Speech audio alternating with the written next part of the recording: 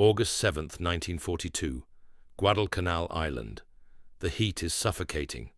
Sergeant Hiroshi Yamada sits in a makeshift signals tent on the edge of Henderson Field, headphones clamped tight over his ears, listening to the static hiss of the American Marine radio frequencies.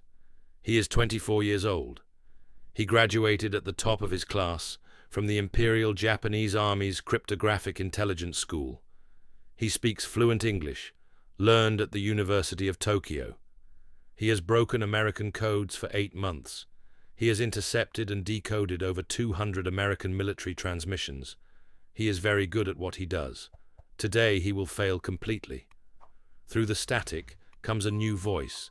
American, male, calm. The words are not English. Yamada leans forward. He signals his commanding officer, Captain Toshiro Saito, to listen. The transmission continues. It is clear, unhurried, methodical, but it is not English. It is not Japanese. It is not Chinese, Korean, Tagalog, or any language either man has ever heard. The sounds are harsh, guttural. Tones shift mid-word. Syllables blend together in ways that make no linguistic sense. Captain Saito scribbles notes as he listens. He counts at least 30 different sounds that do not exist in any language he knows. The transmission lasts 20 seconds, then silence. Yamada rewinds the recording on his wire recorder. They listen again, then a third time. Captain Saito looks at his subordinate. What language is that? Yamada removes his headphones. He has studied linguistics. He has broken codes for the Imperial Army. He has intercepted British, Australian, and American communications. His answer is simple and terrifying. I do not know, sir.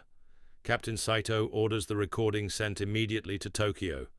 Within 48 hours, it will be analyzed by the top linguists at the Imperial Japanese Naval Intelligence Bureau. They will fail. Within a week, copies will be forwarded to linguistics professors at Waseda University, Kyoto University, and the Foreign Ministry. They will all fail. The language that Sergeant Yamada heard that morning, in August 1942, was Navajo. It was a language spoken by fewer than 30,000 people on Earth. None of them were Japanese. None of them were German. None of them were in any way connected to the Axis powers. And within 2 years, that language would become the single most important tactical communication weapon in the Pacific War. It would save thousands of American lives. It would coordinate every major marine amphibious operation from Tarawa to Iwo Jima. And it would never, not once, be broken by enemy cryptographers. This is the story of the Navajo Code Talkers. But before we tell you how they won the war, you need to understand the savage irony at the heart of this story. The language that would save America was the same language that America had spent decades trying to destroy. 20 years earlier, March 1922, Rehoboth Mission School, New Mexico. 10-year-old Chester Nez stands in the corner of a dormitory. His knuckles are red and swollen. He has been struck 12 times with a wooden ruler. His crime? Speaking Navajo to another boy during breakfast. The matron, a thin woman with wire-rimmed glasses and a face like carved granite, walks past him without looking. On the wall behind her desk is a painted sign. Tradition is the enemy of progress. Only English will be spoken here. Chester does not cry. His father taught him that a Navajo man does not show pain to his enemies. But as he stands there, forbidden to sit, forbidden to move, he thinks about the stories his grandfather told him. His grandfather had been a child during the Long Walk of 1864. 9,000 Navajo people forced by the United States Army to march 300 miles from their homeland to a prison camp at Bosque Redondo. They were held there for 4 years. Nearly 25% of them died from disease, starvation, and exposure. His grandfather survived, and when the Navajo were finally allowed to return home in 1868, the old people gathered the children and told them one thing: never forget who you are. Never forget your language. Your language is your soul. But now, in 1922, The United States government has a new policy. They do not march children away at gunpoint anymore. They simply take the children and forbid them from being Navajo. Chester learns English. He has no choice. But late at night, in the dormitories, when the matrons are asleep, the boys whisper to each other in Navajo. They keep the language alive in the dark. They do not know it then, but this act of quiet rebellion will one day save the nation that is trying to destroy them. May 1942, Fort Defiance, Arizona. Chester Nez is now 30 years old. He walks into a United States Marine Corps recruiting station. The recruiter, a sergeant with a chest full of ribbons, looks him up and down. "Can you read and write English?" "Yes, sir." "Where did you learn?" "Rehoboth Mission School." The sergeant nods. He knows what those schools are. "You are accepted. Welcome to the Marines." Chester signs his name. He does not know why he is doing this. The United States spent the first 30 years of his life trying to erase his identity. But Japan attacked Pearl Harbor 6 months ago. This is still his country. 2 weeks later, Chester Nez and 28 other young Navajo men report to boot camp at Camp Pendleton, California. They are met by Drill Sergeant John Bishop, a man who fought in World War I and has no patience for weakness. He assumes this group of quiet, dark-skinned recruits will wash out in a week. He is wrong. The Navajo recruits are different. They do not complain. They do not argue. They run faster than the white recruits. They shoot better. They endure heat and exhaustion without a word. Sergeant Bishop has trained thousands of men. He recognizes something in these 29. They are harder than any group he has ever seen. On the third day of their training, they are pulled out of formation and taken to a building with no windows. Inside, a Marine officer named Philip Johnston is waiting for them. Johnston is 40 years old, tall, with thinning hair and sharp blue eyes. He is not Navajo. He is white, but he speaks their language fluently. His parents were missionaries on the Navajo reservation. He grew up there. He learned the language as a boy, and now he has an idea so strange that it took him 6 months to convince the Marine Corps to test it. He stands before the 29 recruits and speaks to them in perfect, flawless Navajo. "You have been brought here because your language is a weapon." The recruits look at each other. "A weapon?" Johnston continues. He explains that the United States military has a catastrophic problem. The Japanese are winning the war in the Pacific. They are reading American communications. Every code the United States uses, Japanese cryptographers break. They break the Army codes. They break the Navy codes. They intercept radio transmissions and know where American ships are going before they arrive. American commanders are operating blind. Men are dying because of it. Johnston paces the room. The solution is not a machine. It is not a code book. It is you, your language, Navajo. He explains what he knows. Navajo is spoken by fewer than 30,000 people in the world. It has no alphabet, no written form. Its grammar is staggeringly complex. Verbs change depending on the shape of the object being described, the time of day, the speaker's relationship to the listener. Tones matter. A single word spoken with a rising pitch means one thing. The same word with a falling pitch means something completely different. It is a language designed by sheer accident to be unbreakable. No Japanese person has ever heard it. No German. No Italian. There are perhaps 20 non-Navajo linguists in the world who speak it fluently. All of them are Americans. Johnston looks at the 29 young men. "Your job is to create a military code using your language. You will invent words for tanks, planes, ships, grenades, bombs. You will learn to transmit and receive complex battlefield messages in seconds. You will go to war. You will be the only people on Earth who can communicate in a way the enemy can never break." The room is silent. Then one of the recruits, John Goodluck, raises his hand. "Sir, 10 years ago my teacher beat me with a leather strap because I spoke Navajo in the hallway. She told me my language was savage, that it had no place in a civilized world." Johnston nods slowly. "I know." He pauses. Now your government needs that savage language to win this war. The irony is not lost on anyone in that room. Chester Nez looks around at the other men. They have a choice. They could refuse. They could say this is too much to ask. But Chester thinks about his grandfather, about the long walk, about survival. This is not about forgiveness. This is not even about patriotism. This is about proving that they are still here, that their language is not dead, that it is so powerful it can do what no machine can do. It can win a war. Chester Nez raises his hand. I will do it. One by one, the others raise theirs, all 29 of them. The training begins immediately. The 29 men are moved to a secure building at Camp Pendleton. The windows are blacked out. Armed guards stand at every door. Inside, blackboards, radios, and stacks of paper. Philip Johnston stands at the front. Their task is simple to describe, but almost impossibly difficult to execute. They must invent an entirely new military vocabulary in Navajo. The problem is that Navajo has no words for modern warfare technology, no word for tank, no word for submarine, no word for grenade. They could use English words and translate them phonetically, but that would be too easy to decode. If the Japanese intercepted a message and heard the same foreign word repeated, they would quickly figure out what it meant. So the code talkers must be smarter. They decide to create a code within the code.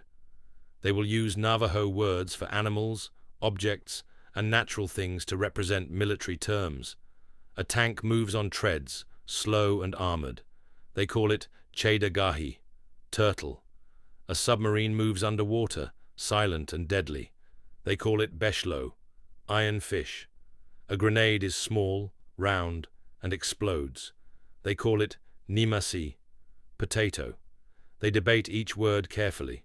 The code must be logical enough that a Navajo speaker can remember it under pressure, but obscure enough that even another Navajo speaker not part of the program cannot guess what it means. For aircraft, they use birds. A fighter plane is fast and agile. They call it Da-he-ti-hai, hummingbird. A bomber is large and slow. They call it J-show, buzzard. For ships, they assign more complex terms. A battleship is Lotso, whale. A destroyer is Kalo, shark. Then they tackle the alphabet. Commanders need to spell out names, places, grid coordinates. The code talkers assign a Navajo word to each letter of the English alphabet. The words are chosen for their first letter in English. A becomes Wollachi, Ant B becomes Shush, bear, C becomes Moasi, cat. They memorize all 26 words. They drill constantly. Speed is everything. In combat, a radio operator might have only seconds to send a message before the enemy locates his position and opens fire. They practice on radios. One man sits in a separate room and transmits a message in Navajo code. The other receives it, decodes it in his head, and writes it down in English. At first, it is slow. After 4 weeks, they can encode, transmit, and decode a full tactical message in under 2 minutes. The Marine officers watching them are stunned. The standard military code uses machines. An encrypted message takes at least 30 minutes to encode, transmit, and decode. The Navajo Code Talkers are doing it in 2 minutes. Accuracy rate, 100%. Not a single word lost in transmission. The final test comes in early June 1942. The Marine Corps sets up a simulated battlefield exercise. 2 units positioned miles apart. 1 unit is given orders to coordinate an artillery strike on a specific target. They are told to transmit the orders 3 ways. First, using standard military code with encryption machines. Second, using a simpler field code that most infantry units use. Third, using the Navajo Code Talkers. The results are not even close. Machine code takes 45 minutes to encode and transmit. Field code takes 20 minutes, but is partially garbled in transmission. The Navajo Code Talkers transmit the entire message, including map coordinates, target description, and artillery settings, in 20 seconds. Perfect accuracy. 0 errors.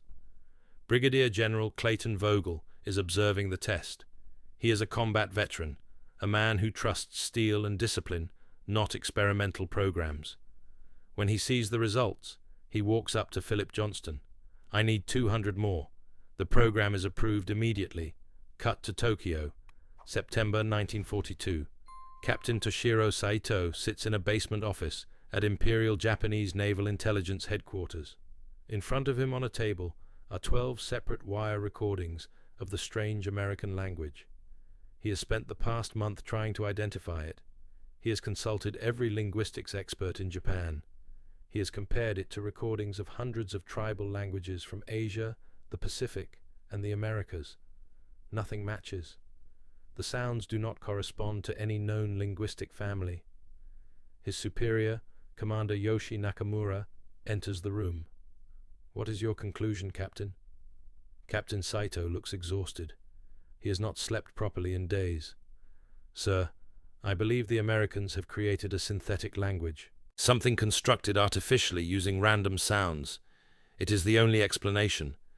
Commander Nakamura considers this. Can it be broken?" Captain Saito shakes his head. "Not unless we capture one of the men speaking it and force him to explain the structure. Even then, it would take months." Commander Nakamura stares at the wire recorder. For the first time in his career, he feels a cold sense of dread. The Americans have done something his cryptographers cannot counter. He picks up the phone and calls Admiral Isoroku Yamamoto's headquarters. The report he files is brief and devastating. The Americans possess a field communication system that is functionally unbreakable. We cannot decipher it. We cannot jam it. We cannot predict their movements. In war, information is everything. And for the first time since Pearl Harbor, Japan is blind. December 1942. Tarawa Atoll.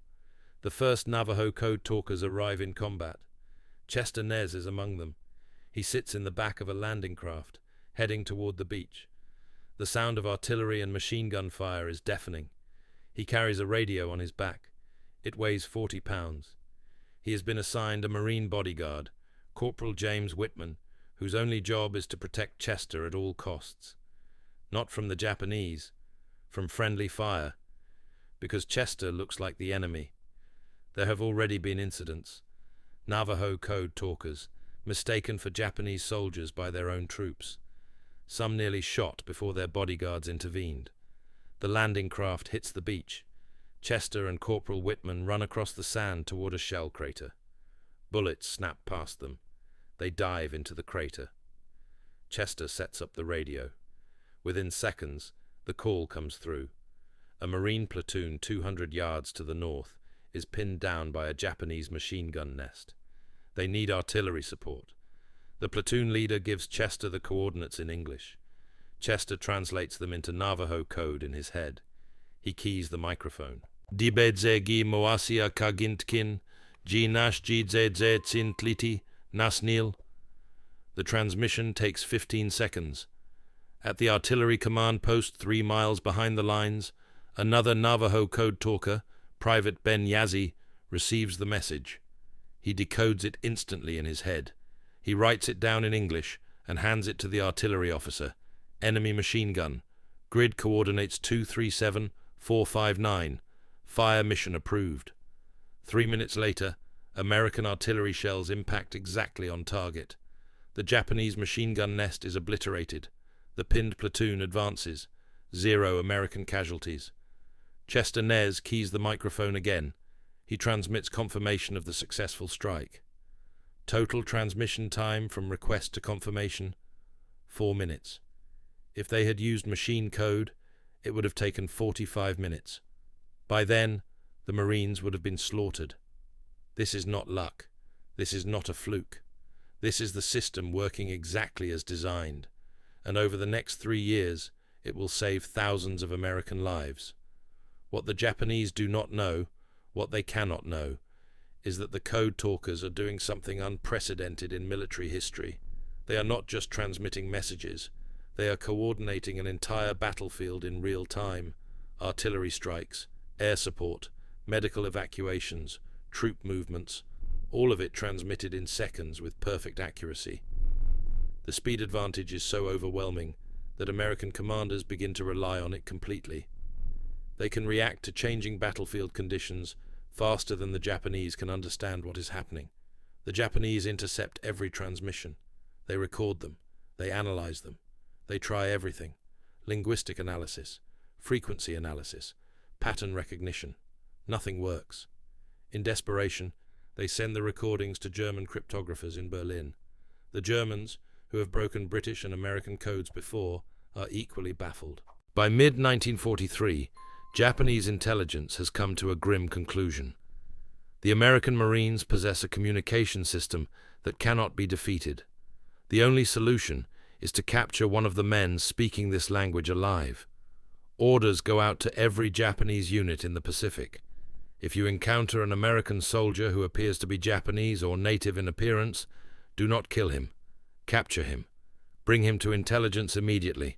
The order is clear, but it is also nearly impossible to execute. The Navajo Code Talkers are always protected. They are never alone. Their bodyguards have orders to prevent capture at any cost, even if that cost is the Code Talker's life. Because if a Code Talker is captured and tortured, the entire system could be compromised. Every transmission, every operation, every Marine assault in the Pacific would be at risk. The Code Talkers know this. They carry the weight of it every single day. They know that their language, the language that was beaten out of them as children, is now the most valuable weapon in the Pacific War. And they know that if they are captured, they must never, under any circumstances, reveal how it works. This is the burden they carry. This is the price of being a weapon. In May of 1942, the first group of 29 Navajo Marines gathered quietly at Camp Pendleton, California. They were young men drawn from rugged landscapes of desert mesas and sagebrush, many of whom had never left their reservations, let alone touched a radio or a Morse code key. Yet for these men, their language was about to become their greatest weapon, an unbreakable code that could change the course of the war. Their instructor, Marine Officer Philip Johnston, stood before them with a challenge that seemed impossible.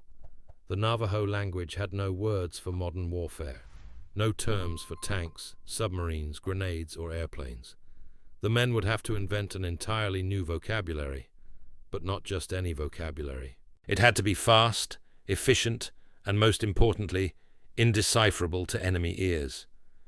As the men sat in a dimly lit classroom with simple radios and chalkboards, the work began. Unlike a traditional code, this was a code within a code. They used Navajo words not for their ordinary meanings, but as stand-ins for military terms. For example, the word for turtle represented a tank, because both moved slowly and had hard armored shells. Submarines became iron fish, silent and deadly beneath the waves. Grenades were called potatoes, small and capable of exploding danger. Airplanes were assigned bird names, the hummingbird for fighters, the buzzard for bombers, the owl for observation planes. The men argued animatedly when new terms were proposed. One recruit questioned, "If we say turtle again and again, won't the enemy catch on?" Another replied, "They won't understand. They don't speak Navajo. They can't even pronounce these words." Yet, despite their nerves, the recruits pressed on, practicing endlessly to memorize each word and phrase. The greatest challenge was the alphabet. The Marines needed to be able to spell out locations, names, and tactical details. So, each English letter was paired with a Navajo word beginning with the same sound. A became ant, B became bear, and so on for all 26 letters. They drilled for hours, transmitting the alphabet in rapid succession until their voices and fingers moved in precise harmony. Their training pushed them relentlessly. Every day they practiced encoding complex messages, transmitting them over radios, then decoding quickly. At first, it took minutes, sometimes close to half an hour, to encode and relay a message, but soon, with discipline and perseverance, their speed improved dramatically. Within weeks, They could encode and decode a full tactical transmission in under 2 minutes with perfect precision. Observing the progress from afar, Marine commanders were astonished. The Navajo Code Talkers were outperforming the encryption machines that otherwise took 30 to 45 minutes to process a message. Brigadier General Clayton Vogel declared the program a success after witnessing a simulated field exercise. Messages took only 20 seconds to transmit and decode, with 0 errors. Yet, the greatest drama was not in the classroom, but in what the Japanese did next. The enemy was not just perplexed, they were desperate. Japanese intelligence poured resources into breaking this mysterious code. They examined every intercepted transmission with intense scrutiny. They sent phonetic recordings to top linguists, yet none could unravel the code's meaning. Orders emerged from the highest levels in Tokyo. Capture a Navajo Code Talker alive. Force him to reveal the code at any cost. The stakes were staggering. Failure meant entire operations compromised and thousands of Allied soldiers' lives at risk. Despite the weight of these threats, the Navajo Code Talkers remained silent and steadfast. They knew their enemies sought to break the language woven into their very identity, but they would not give in. Theirs was a code built on resilience, pride, and an unbreakable bond to their homeland and heritage. This was a war fought not only with bullets and bombs, but with voices. Voices that carried in secret, unheard and unknowable, amidst the chaos of battle. Their language was no longer merely words. It was a shield, a sword, and a lifeline in the war for the Pacific. November 20th, 1943. Betio Island, Tarawa Atoll. 09:10 hours.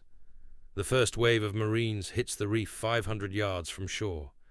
They were supposed to ride their amphibious tractors all the way to the beach. Instead, the tide is wrong. The LVTs are stuck. The men have to get out and wade through chest-deep water, while Japanese machine guns open fire from 500 concrete pillboxes. It is a slaughter. 75% of the first wave becomes casualties before they even reach the sand. Bodies float in the surf. The water turns red. This is what the Japanese commander, Rear Admiral Keiji Shibasaki, had promised. He had told his 4,500 defenders that 1,000,000 men could not take Tarawa in 100 years. For the first 3 hours of this battle, it looks like he might be right. Private First Class Carl Gorman crouches behind a shattered palm log on Red Beach 2. He is a Navajo Code Talker. He carries a 40-pound radio on his back. Bullets snap over his head. Mortar shells explode around him. His hands are shaking. Not from fear, though fear is there. From adrenaline. From the weight of what he has to do. 300 yards to his left, an entire Marine company is pinned down by a Japanese bunker firing a heavy machine gun. They are being cut to pieces. The company commander is screaming into his radio for artillery support, but the coordinates have to be perfect. One mistake, and the shells will land on the Marines instead of the Japanese. The message comes to Carl in English. He translates it instantly into Navajo. His voice is calm, methodical, even though the world around him is exploding. Ne he ma dibehyazi be na alitsozi tkin moasi be tastnidze linyehez. 20 seconds. He repeats it once for confirmation. Another 20 seconds. At the Fire Direction Center 3 miles offshore on the USS Maryland, another Navajo Code Talker, Corporal Henry Bake, Jr., receives the transmission. He does not write it down first. He does not need to. He decodes it in his head as he hears it. Target, bunker, coordinates 217483, high explosive, fire for effect. He hands the decoded message to the artillery officer. The officer does not question it. He does not ask for verification. He has learned to trust the Code Talkers completely. Their accuracy rate is 100%. Fire mission approved. 90 seconds later, 6 shells from the battleship's 5-inch guns scream overhead and impact directly on the Japanese bunker. The explosion is massive. The bunker disintegrates. The machine gun stops. The Marines advance. Carl Gorman keys his microphone. Tlagin Tlochin. Mission successful. He does not smile. He does not celebrate. There are 200 more bunkers on this island. This is going to be a long day. Across the island, in a reinforced concrete command post, buried 15 feet underground, Captain Tadao Onuki listens to the American radio transmissions. He is the senior intelligence officer for the Japanese garrison. He has a degree in linguistics from Waseda University. He speaks fluent English. He has been intercepting and translating American communications for 2 years. But today, he is hearing something that makes no sense. The transmissions are not encrypted. There is no machine code. The voices are speaking clearly, calmly, without any attempt to disguise what they are saying. But the language is not English. It is not any language Captain Onuki has ever heard. He records the transmissions on a wire recorder. He plays them back. He listens carefully. The phonemes do not match any Asian language. They do not match any European language. The tonal patterns are completely alien. He cannot even identify the language family. This is impossible. His orders are clear. If the Americans have developed a new code, break it immediately. Japanese victory depends on knowing what the enemy is planning. But Captain Onuki cannot break what he cannot understand. He sends an urgent message to Imperial headquarters in Tokyo. American forces using unknown language for battlefield communications. All attempts at translation have failed. Request immediate linguistic analysis. The reply comes back 6 hours later. No linguists available. Continue attempts to break code. Capture American radio operator if possible. Captain Onuki puts down the message. He knows what that means. Tokyo has no idea what this language is either. For the first time in this war, Japan is completely blind. November 21st, Red Beach 2. The Marines have pushed inland 300 yards. They hold a thin line along the airfield. The Japanese are preparing a counterattack. Private First Class Carl Gorman has not slept in 36 hours. His voice is hoarse from transmitting. His throat is raw, but the messages keep coming. Artillery coordinates, air support requests, medical evacuations, ammunition resupply. Everything flows through him and the other code talkers scattered across the battlefield. The speed is overwhelming. A Marine lieutenant needs fire support. He speaks to Carl in English. Carl translates to Navajo and transmits. The message reaches the fire direction center in seconds. The artillery officer gives the fire order. Shells are in the air 90 seconds after the original request. Before the code talkers, this process took 30 minutes, sometimes an hour. By then, the Marines requesting support were often already dead. Now they have a chance. The Japanese launched their counterattack at 0300 on November 22nd. 300 soldiers charged the Marine lines in a banzai attack. It is suicide. But it is also terrifying. The Marines call for illumination rounds. Carl transmits. Star shells burst overhead, turning night into day. The Marines call for artillery danger close, within 250 feet of their own positions. Carl transmits. The shells impact exactly on target. The Japanese attack disintegrates.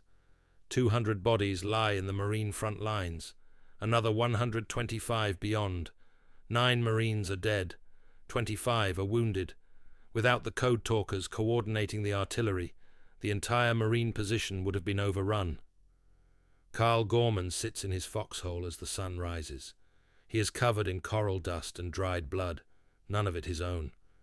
He thinks about his grandfather, about the stories of the Long Walk, about the Navajo language that the government tried to destroy. That language just saved 200 American lives in a single night. The irony is not lost on him, but there is no time to reflect. The radio crackles.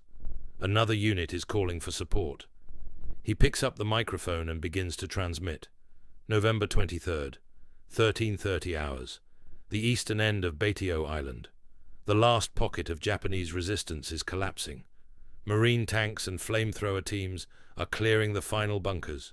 The code talkers have transmitted over 800 messages in 76 hours of continuous combat. Not a single message has been lost. Not a single coordinate has been wrong.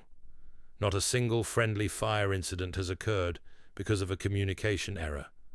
The Japanese never broke the code. They never even came close.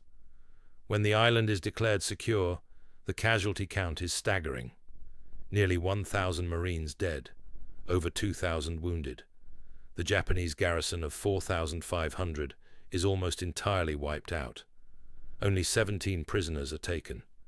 But the Code Talkers are alive. All of them. Their voices, their language, their unbreakable code has proven itself under the worst possible conditions. Admiral Chester Nimitz, Commander-in-Chief of the Pacific Fleet, sends a message to Marine headquarters. The Navajo Code Talkers are critical to our success. Request immediate expansion of the program. By the end of the war, there will be over 400 Navajo Code Talkers serving in the Pacific. They will participate in every major marine operation: Iwo Jima, Okinawa, Saipan, Tinian, Peleliu. They will transmit over 1 million messages. The Japanese will intercept thousands of them. They will never decode a single one. Not one. The language that America tried to erase became the weapon that America could not win without. February 19th, 1945. Iwo Jima. Explosions and fire light the volcanic sands as nearly 70,000 United States Marines storm the island fortress. Volcanic ash rises in the smoky air, and thunderous artillery shakes the ground. The fiercest battle in the Pacific has begun. Private Carl Yazzie, a male Navajo Code Talker, crouches behind shattered concrete, carrying a heavy radio on his back. Amid the chaos, his voice cuts clear and sharp. Carl to Henry. Target bunker at 237459. Fire mission confirmed? Henry to Carl. Confirmed. Shells away. The rapid exchange carries vital orders that save lives. Lieutenant General Tadamichi Kuribayashi commands the Japanese defense with steadfast determination, moving among his troops entrenched in caves and tunnels, refusing surrender. Despite intercepting countless transmissions, Japanese cryptographers fail to break the Navajo Code, an impenetrable linguistic fortress. For 36 relentless days, the battle rages. Navajo Code Talkers transmit over 800 messages flawlessly, coordinating attacks, medevacs, and artillery under heavy fire.